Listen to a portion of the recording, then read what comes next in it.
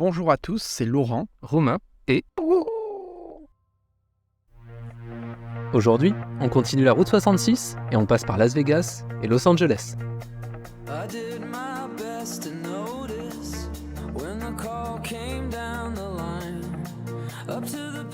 On commence par Seligman et Kingman. Les deux villes marquent la conservation du tracé original de la route 66. Seligman, ville de la famille Delgadillo, est restée très ancrée dans les années 50 et 60. Regardez les voitures que l'on peut y voir, ainsi que les magasins très typiques de cette époque.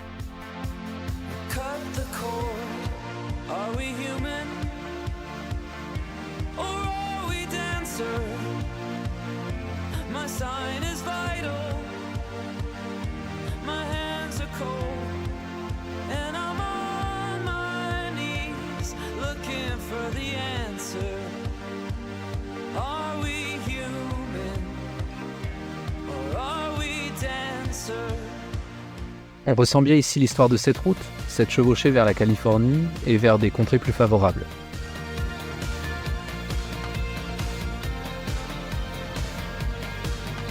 Nous voici maintenant à Kingman, ville qui joue elle aussi la carte du diner vintage et des installations typiques des 60s.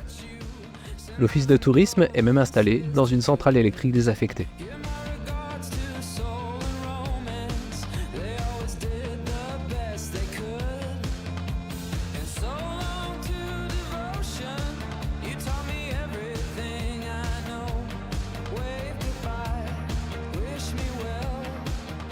Nous passons par Amboy, un petit coin perdu au milieu du désert, où un motel abandonné est ouvert pour faire un peu d'urbex. La station-service ne sert plus que du café quelques jours par semaine.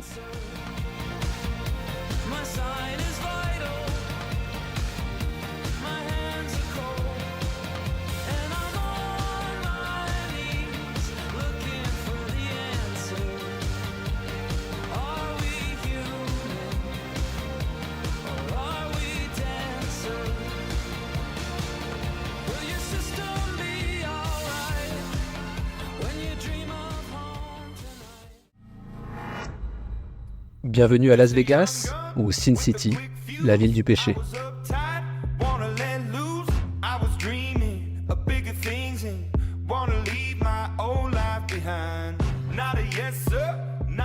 Vénétiane, Luxor, Mirage, Planète Hollywood, Paris, Flamingo, Bellagio, César Palace ou encore MGM Grand. Ces noms ne vous sont pas inconnus, vous les aurez sûrement vus dans de nombreux films, comme Ocean's 11.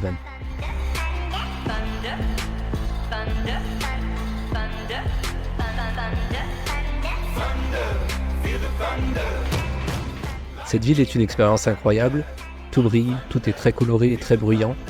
Les superlatifs ne manquent pas pour définir ce royaume de la démesure. Marcher dans les rues de Las Vegas comme sur le Strip, la rue où se trouvent tous les casinos les plus connus, c'est comme vivre dans un autre monde. Ici, tout semble permis. Il y a peu de retenue contrairement au reste des États-Unis. Regardez comme les intérieurs du Vénétian, du Bellagio et du César Palace sont magnifiques. Rien n'est trop beau pour émerveiller les touristes et potentiels joueurs du casino.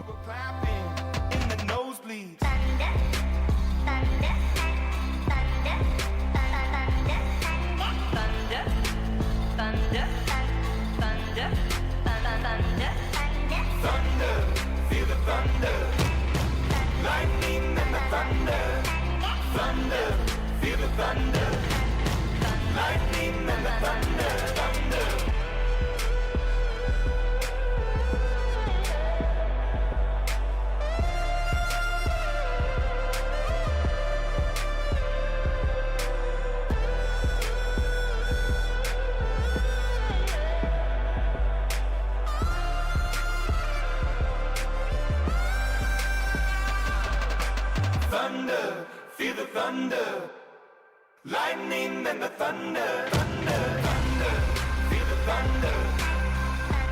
Nous sommes aussi passés par Fremont Street, une rue située au nord du Strip où se trouvent des casinos un peu plus petits mais qui drainent également beaucoup de monde. On y retrouve notamment le Golden Nugget, un établissement qui possède la plus grosse pépite d'or au monde. Surnommée The End of Faith, elle pèse plus de 27 kg.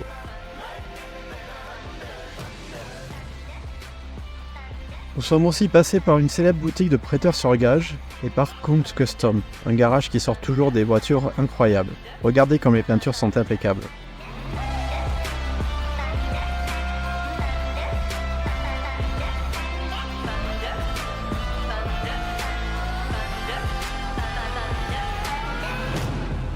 Qui dit Las Vegas, dit spectacle, et nous avons fait un arrêt par un spectacle de magie de Matt Franco. Voici un extrait de son passage dans l'émission America's Got Talent qu'il avait remporté. On the table. Of course, all you have to do at this point is take a tube, cover the glass. That glass, of course, becomes the bottle. That bottle, of course, then becomes the full glass. But to do it that way, you have to have an extra bottle here. If you have a bottle there, you gotta have a bottle there. If you have a bottle there, there's one there, and that's just too many bottles. You'll be having fun all night.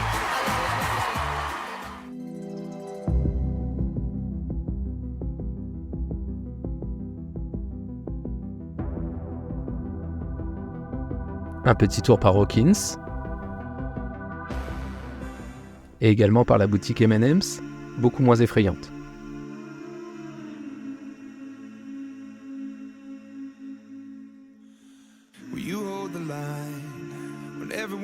Et bien évidemment, à Las Vegas, ce fut le moment de faire un petit tour par la chapelle de cristal. Termine cette ville par la Sphère, ce tout nouveau bâtiment inauguré fin septembre par le groupe U2. L'extérieur de l'enveloppe de 54 mm² est recouverte de LED et peuvent projeter tout ce qui passe par la tête des créateurs.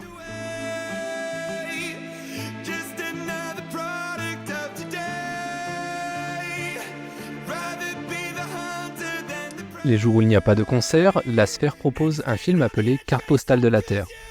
Pour accéder à la salle, nous passons par un hall où vous pouvez interagir avec des robots qui peuvent parfois être un peu effrayants, tant ils semblent réalistes.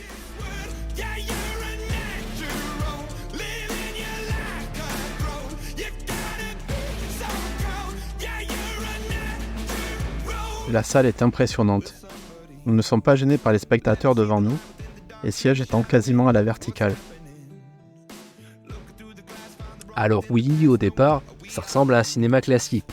Mais il y a ici environ 167 000 haut-parleurs, les sièges sont connectés à un système de vibration et des simulateurs de vent et de parfum sont utilisés pour les films en 4D.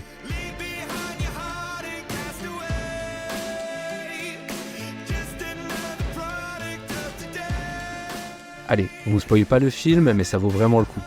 Et oui, l'écran intérieur correspond quasiment à la Sphère en entier.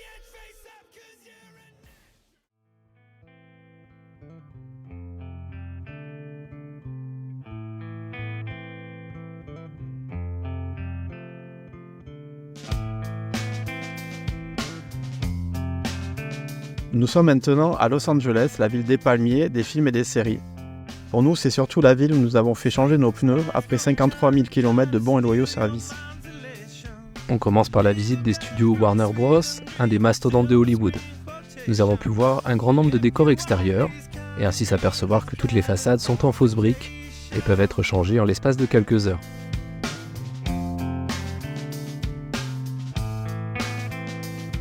Il y a plus de 40 hangars, dont celui que vous voyez à l'écran, qui contient une énorme piscine. Sur chaque hangar se trouve une plaque, retraçant les films les plus marquants qui ont été tournés ici.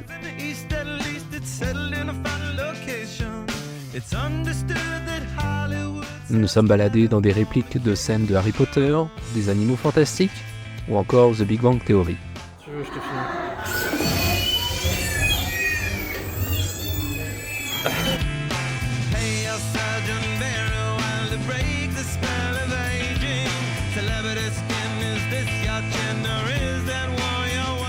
Le studio regorge de costumes et d'accessoires issus de très nombreux films à travers les époques.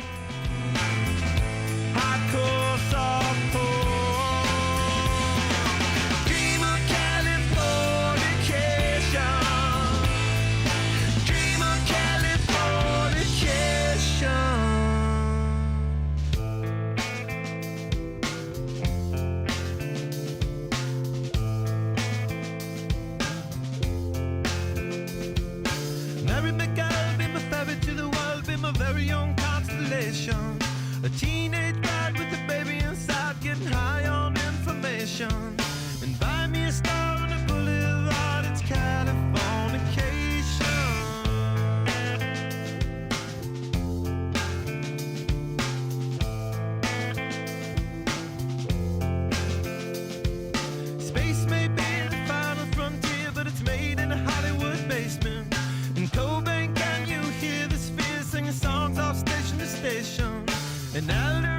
Direction Santa Monica et Venice Beach, une plage très connue notamment pour sa jetée où se trouve une fête foraine.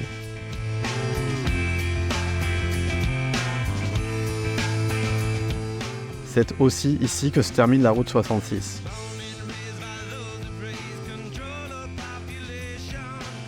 On en a profité pour faire un tour de roue et voir de magnifiques plages depuis les hauteurs.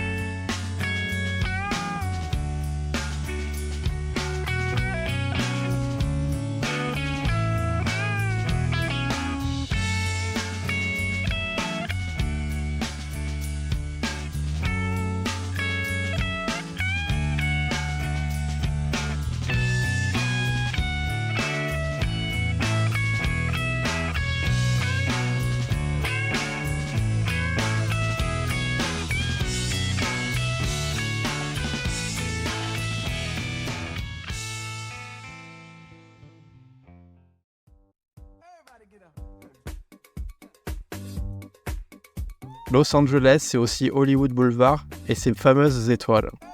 Ce n'est pas l'endroit le plus joli de la ville, mais c'est un incontournable et c'est très agréable de marcher avec ce ciel bleu et ce joli soleil de fin d'octobre.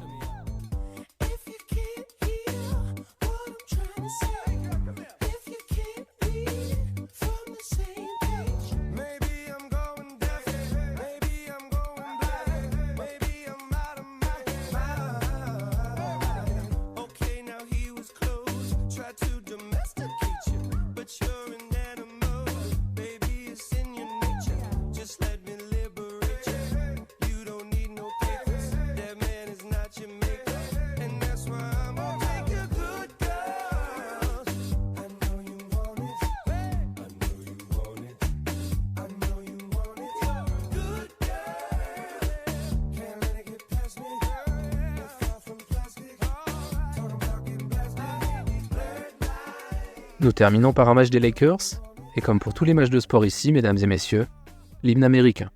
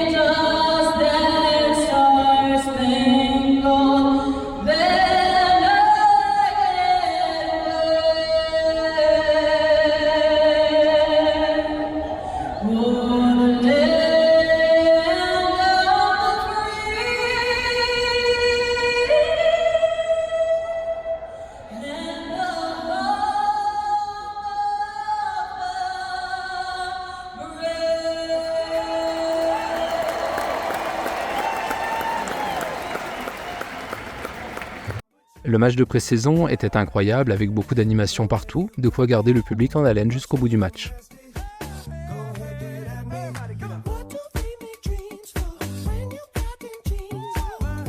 Les Lakers, avec un groupe composé de beaucoup de remplaçants, ont malheureusement perdu ce match.